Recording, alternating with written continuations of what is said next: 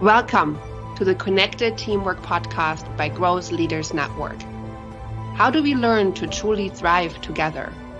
How do we stay connected to our authentic selves, each other, and our purpose as a team, especially when challenged?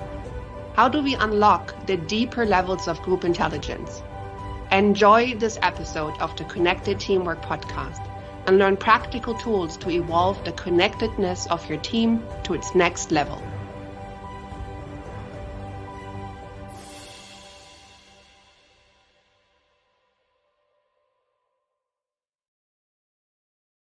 Welcome to this episode of the Connected Teamwork podcast, where we explore how to build connectedness in teams.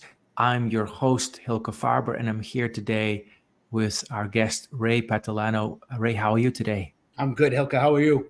I'm very well. I'm very delighted and grateful that you're here today. Before we're going to say a bit more about Ray, I'm going to say a little bit about this podcast and then about Ray, and then we'll dive right into the conversation. And if you're listening, this podcast series is about connected teamwork, which is basically asking ourselves, how can we build connectedness in teams, especially when the winds get a little tougher, when we get challenged? How do we stay connected to what's most important to us? What I find working with teams is that when stress goes up, what's most important to people often goes out the window.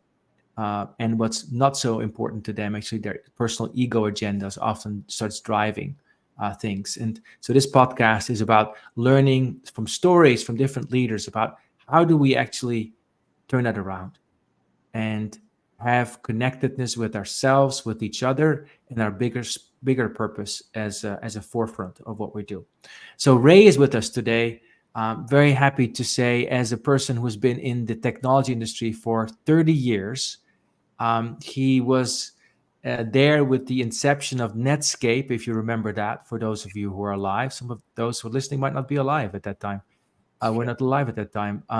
Ray is also a trained chef and is a person who is deeply passionate about technology and helping people to really be their best and connect to what's most important to them. He learned how to language technology into marketing and sales, which is where he currently is working. And he has learned a lot about connected teamwork during the pandemic. So Ray, welcome. Let's dive right in. And I want to hear from you tell us about what you've learned about creating connectedness in your teams, especially when things get a little bit more dicey. Yeah, well, when you say 30 years, it sounds like a long time when we think about that. But I think I have learned a lot about connecting teams, and without using the cliches of you need to have a weekly meeting and all things like that. There's a lot of things, I think, that a lot of strategies that you put together that are, not as apparent. And one that comes to mind all the time is you can't be afraid of failure, and you can't punish failure either in your teams.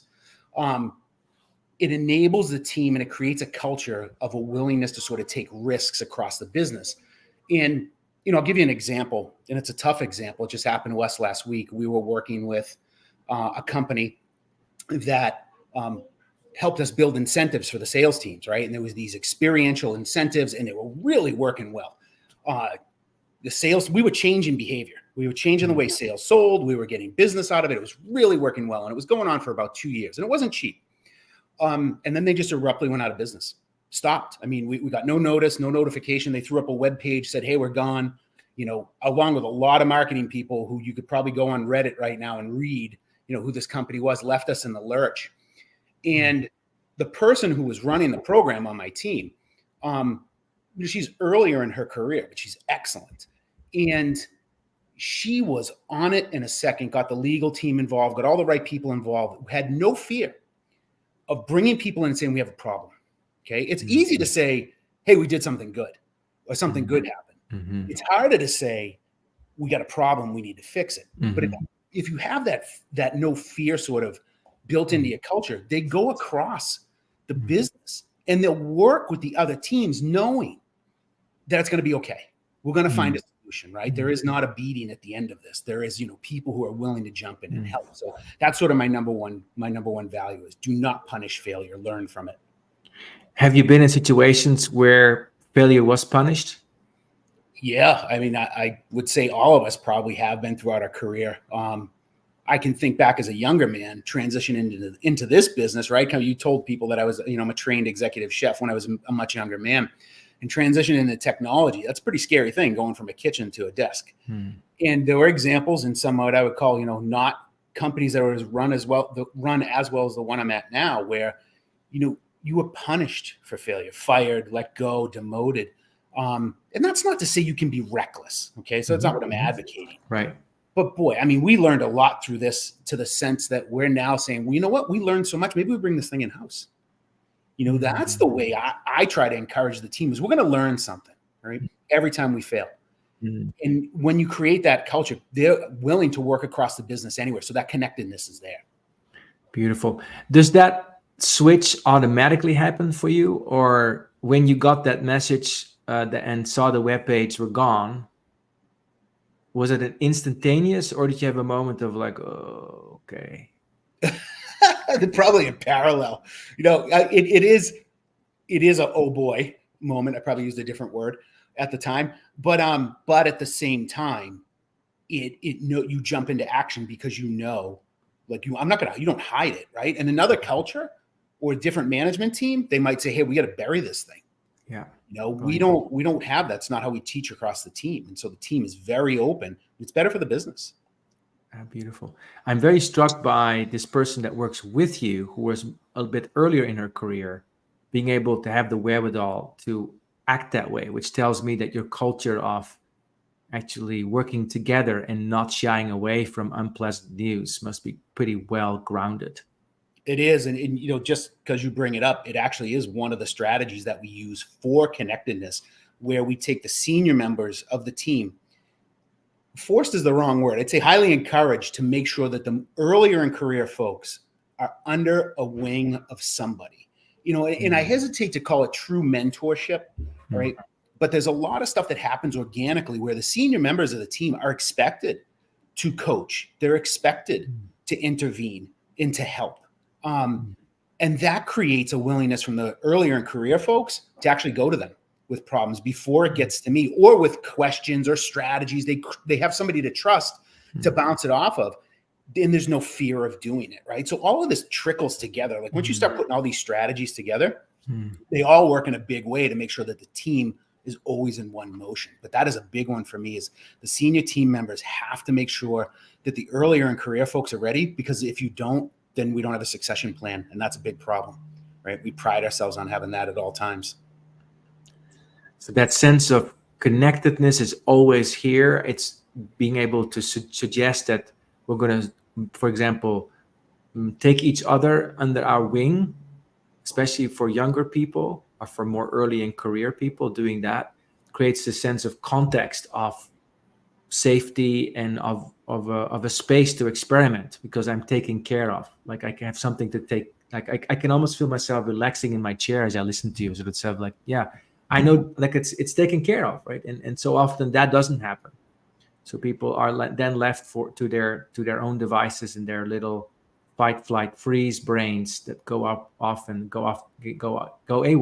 So Ray, tell us about how you then encourage experimentation.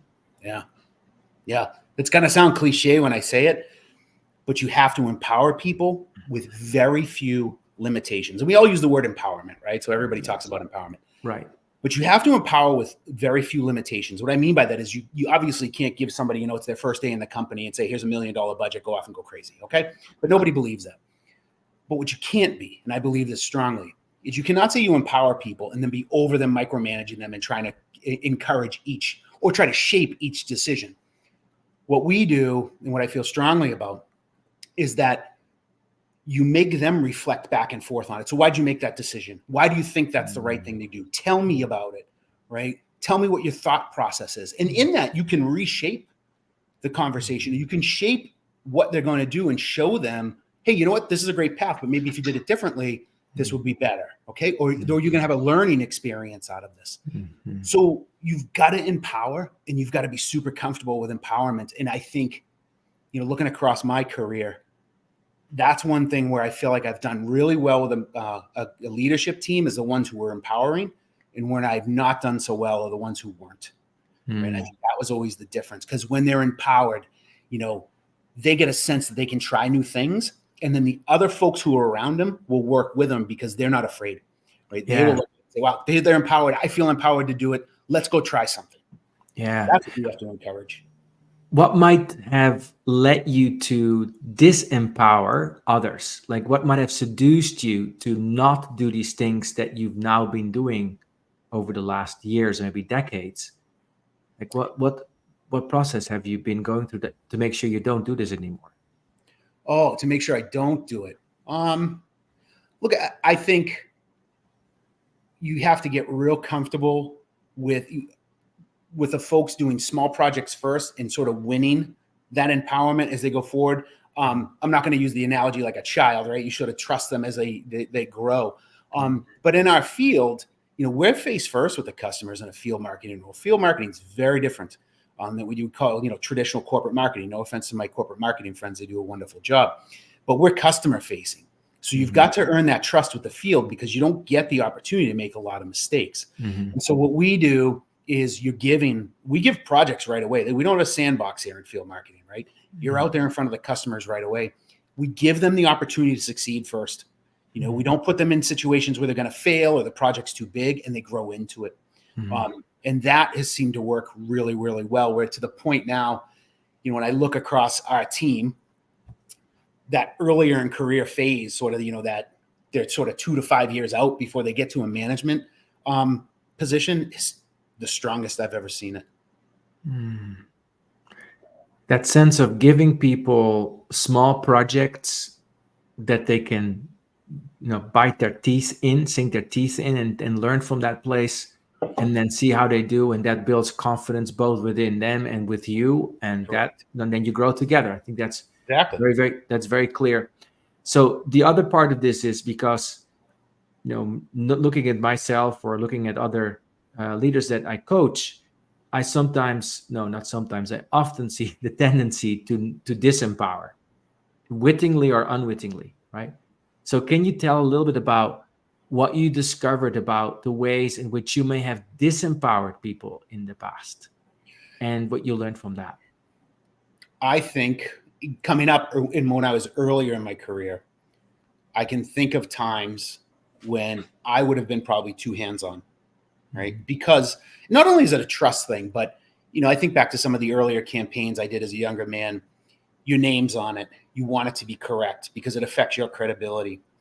And so as you're working with somebody else or you're managing somebody else, you want to make sure that reflection of what they're doing is a reflection on you.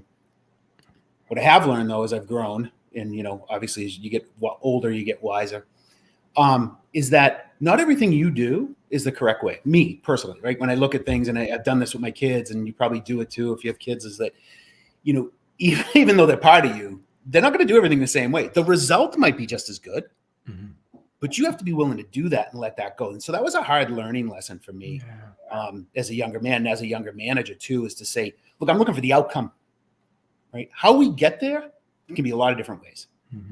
Okay, and that's tough to learn, but as you learn it as a manager, you get much stronger as a leader too, when you accept that. We're going to take a short break in just a moment, and when we come back after the break, Ray, we're going to I'd like to explore more with you what you've learned in terms of building connectedness, and maybe some other ways that we really have helped you to build connectedness in team, besides this theme we're talking about today already, which is really empowering people and helping people feel safe to learn from failure. So thank you so much. You're listening to the Connected Teamwork podcast with Ray Patolano, a technology veteran, 30 years from Siena, and also a professional chef. So I want to hear more about that as well after the break. Sounds good. You are listening to the Connected Teamwork podcast by Growth Leaders Network. Do you want to learn more about building the next level of connectedness in your team? Please contact Growth Leaders Network on LinkedIn. And now, back to the show. Well, welcome back. Connected Teamwork Podcast. Hilke Faber, host, Ray Patalano, guest. Today, talking about connected teamwork. We talked a lot about how do we build connectedness and the freedom to experiment by empowering people, by having people give them a sense of I have mentorship, or at least a person that guides me that I can rely on. What are other things that you've noticed in building connectedness, especially when things get dicey, Ray? I think one of the things that's worked pretty well for us, and this is a fairly new concept, although some people might disagree that that's new, but it's new for us, is the concept of a ride along, right? Where you don't necessarily go into a cross-functional role, where there are those things where you work in a department for a period of time and then you move over into a different department. What we've done, and I really like it, is taking people from different parts of the business, and they do ride-alongs with us in the campaign, at a customer visit, at an event. And they understand what we do out in the field, and they understand what our cares about are, right? And what actually makes us tick. At the same time, we see why they ask us the questions they ask us, right? So when we're working with brand in corporate marketing, and they're asking us questions, and to us, it's clear as day why this has to happen. But to them, they say, "We don't understand it." And there's always sort of this weird disconnect. And we said, you know what, let's try this. Let's send people, into a brand meeting. Let's send brand out in the field with the field marketers and get them to understand what we're doing. And then what happens is you have this liaison in the other team. And they both start to connect on a different level because now they understand each other. And I know that sounds simplistic, but you'd be surprised at how powerful that is too. It doesn't cost a lot, and you don't have to move somebody out of a role. It's in addition sort of to what they're doing, but they enjoy it because they get a fresh perspective on it. And I feel like, if anything, that's made a big difference with some of the functional groups who just don't really understand the field. And that goes for sales or field marketing. But, can you imagine doing that with a finance person? What a whole different world would be for them, and then them coming back to us and say, well, I understand why you do it, but this is why I need that documentation that you don't care about. Yeah. And so it brings a different level of connectedness because you now understand their perspective. It really puts you in the other person's chair, literally, because you're sitting with them as opposed to staying in your own world and thinking about what do I need from these people that I'm not getting, and why am I not getting that? And I'm actually seeing something very different. Curious, do your field people also go to the functions or the home office right along? They do. And that was the other part of it, is they, it's not always about us, right? They can come and say, hey, we're customer facing. You get this, you can get an attitude very quickly of, I'm customer facing, so everything I do is super important. That may be true. Okay, but that doesn't negate that everybody else has an important job to do, and we all have an important job to do for the customer. And I think what they learned, one example of it was as we were rolling out a new program, there was a tax implication. So we had to get on the phone with the tax people inside the company. And, the field marketing person who was on our team got up and she started talking about what we're doing with this product line and why we're doing it, all stuff that's very instinctive to her and to the sales team. And I could see the look on the face of the tax people where they're like, and I just kind of stopped the conversation. I said, let me just stop it here and say, do any of you understand the products and the services she's talking about? And they said, no, because it's not their job to understand the technology, right? They don't know.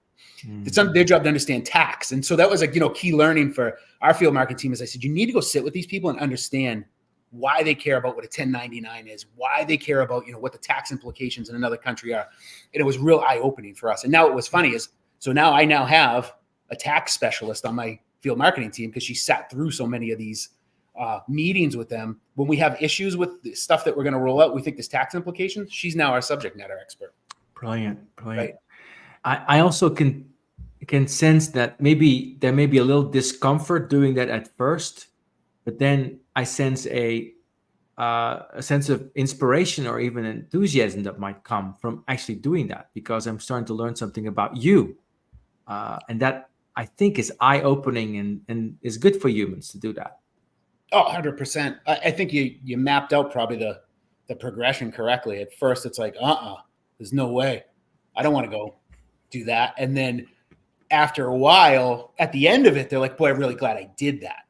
Yeah. Because now I understand. And so, when they go, now we have another campaign or they're doing some other work, those things are buttoned up by the time they get to that person. And the other person's very appreciative of it. So they, that's the connectedness, right? They now know there's a connection. They understand what the two of them are doing. So it's, you can do all the meetings in the world and you can do all the sort of, lunch and greets or whatever you want to do. But until you sort of build some of these processes and get people out of their, I hate to use the word, out of that comfort zone, they don't grow. Yeah, absolutely. Out of the comfort zone into the other person's chair. I really like this idea. Ray, we're living in a world that's become hybrid, increasingly so. For some of us, way before COVID, at least that was the way it was for me, and for many of my clients these days, it's their new reality. Like a couple days a week in the office, no days a week in the office. How is that for you, and how do you build connectedness in this hybrid setting? Yeah, it's funny. We've always been a hybrid organization before that term was cool. So for the last 17 years, I've been very, very used to it. So a couple of things that we do, I think, that work in a hybrid environment. At the beginning of the year, everybody's given a budget to sort of do what I call these pod type meetings. So if there's a couple of people who live in Denver and, one might be a manager, one might be in early in career, one's not, I empower my people and the people on our team. Hey, if you want to go set up lunch for 5 or 6 people who are in that area and you guys want to have a talk, for a couple of hours, I don't care if they're from finance, order entry. It doesn't have to be just marketing, but they connect and they get together and they talk about stuff. If any of us are going to a local office, we make sure that the other people on the team know we're going to be at the local office. If I'm going to be there, even if it's just for a couple of hours, I let people know if they want to pop in, have a face-to-face chat. That's been pretty effective for us because we had a lot of offices before. We don't anymore. I mean, that was the change for I think the hybrid environment is people have started to realize, real estate is not that important in the sense that you don't need an office for people. We've got enough tools now. From when I started in technology 30 years ago, the tool set is completely different. I mean, look what we're doing right now. Right. Well, I won't date you, but I'm sure you remember what video conferencing was like in 1999.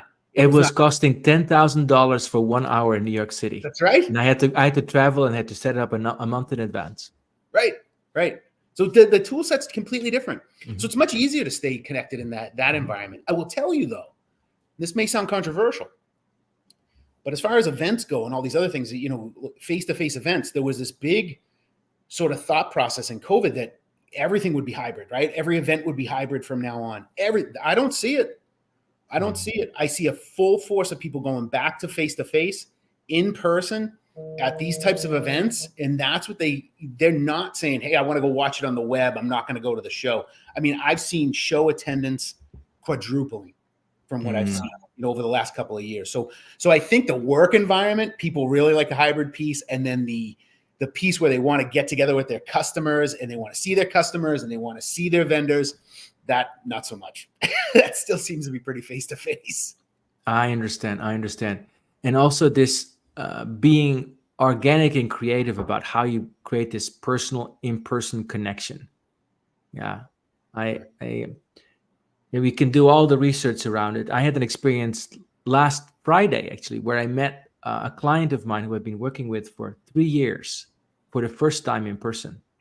And it was interesting because there's the experience you and I are having right now. We're seeing each other on the screen, and there's still quite a bit of relatedness, but there's still, now that I've met him in person, something in me knows something different about him. Yeah. And I don't quite even know what we'll call that, but something in me knows something different. And I'm not going to deny that that's true. You know what my speculation on that is, because we have the same thing, right? I hired a bunch of people during COVID. I didn't meet them for 3 years. When we finally got back together at our annual sales meeting. And I think it's the body language from here up is different from the body language from the rest of us, right? And I think as people, we pick up different elements from somebody's body language as they're walking, how they move, things like that. And you feel connected to them in a different way. Yeah, absolutely. Fascinating. I'm sure as we get further in this technology, maybe 30 years from now, they'll look back at these calls like, do you remember when this was still two-dimensional, a little picture where we just saw faces? Yeah. Wow, was that primitive? I believe it. Right? You'll be probably standing next to me in my room right now in some kind of thing that I don't have a word for. Maybe there's a word for it already. I don't know. But that's beyond the point. So amazingly, we're already getting towards the last few minutes of this podcast, Ray. So as you look around you, as you look around where business is going, where society is going, Yep. and look in your heart where you're going, what is most important to you when you think about connectedness in teams and the people around you? What's most important to you? I think, when you think about connecting people wanting to be connecting with each other, you have to let people be authentic, and you have to embrace authenticity. And it's not always easy, and it's not always pretty. We're all super, super different. If you really want a connected team, you've got to kind of embrace everybody's cliques. We're all different, right? I am a pretty sizable guy. I have a pretty rough looking face when people see me in person, then they realize I'm actually very nice. But there's these first impressions that come off, and you can't let those guide how you make decisions. And you can't let the team use those first impressions. You've got to accept people and meet with them where they are. And I think that's the biggest part. You can put all the processes in place, right, that you can build. But if you don't sort of accept people where they are and kind of work from there out, and you really understand what their gifts are going to be, it's very difficult to connect to people. And we all come from very different cultures, right? When you're leading a global team, mine's just the Americas right now. But when you're leading, cross-functional teams across all these different cultures, you've got to take a moment to step back and say, all right, they're coming at it from a different angle. How do I appreciate that? And that's a learning that takes, in my opinion, some people are gifted at it. It took me years to really, really gain, So I think that's the meet people where they are and embrace authenticity. Embrace the fact that people are different and who they are. Meet people where they are. Embrace the authenticity and the diversity and authenticity in that. And of course, these words could be overused. And I really sense from you, Ray, that you've been practicing that. And as you talked about that, I was thinking, like, who doesn't want to be accepted? And who couldn't use in their lives a little bit more acceptance of who they are? Most people are on this journey of not quite feeling totally confident in all situations at all times. So if we can help each other with that, I think that's a tremendous gift that we can give to each other. And then from there, all the great things happen. They do, 100%. That's where it starts, right? You work with people. And when you understand, acceptance is a great word. Is a really good word. Great word. Final question. So what would you say to somebody where they're saying, well, yeah, my team feels very disconnected right now. I just don't know where to start. What would you tell them? Start with one thing. Tackle one thing. I think we talked about some strategies today, right? And, do you punish failure? Do you not empower your people? Like, undo all the things we just talked about. But start with one thing.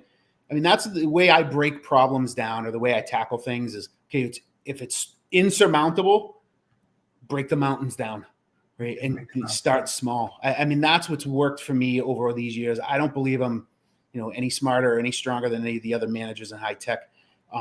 But problem solving, that's the way I do it. Break it into chunks. It's when you got to clean a big house and you're like, man, I don't want to do it. You do one room at a time, right?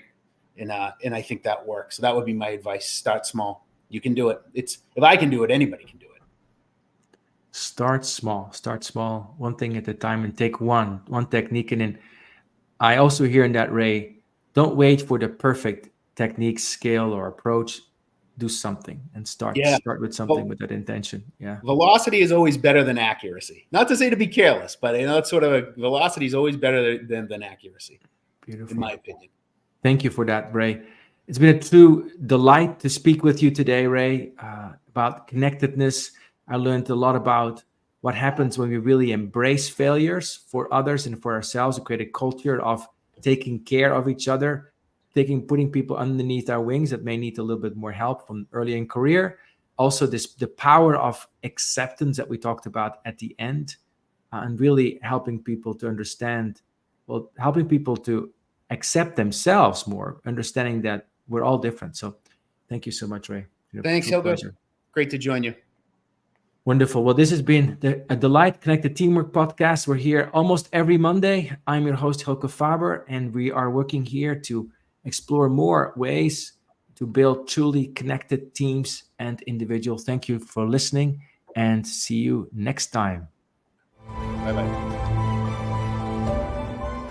Thank you for listening to the Connected Teamwork podcast by Growth Leaders Network. Take a moment to reflect on what you learned today that can help build your team. Also, if you like, think about one of your team members and what you appreciate about them.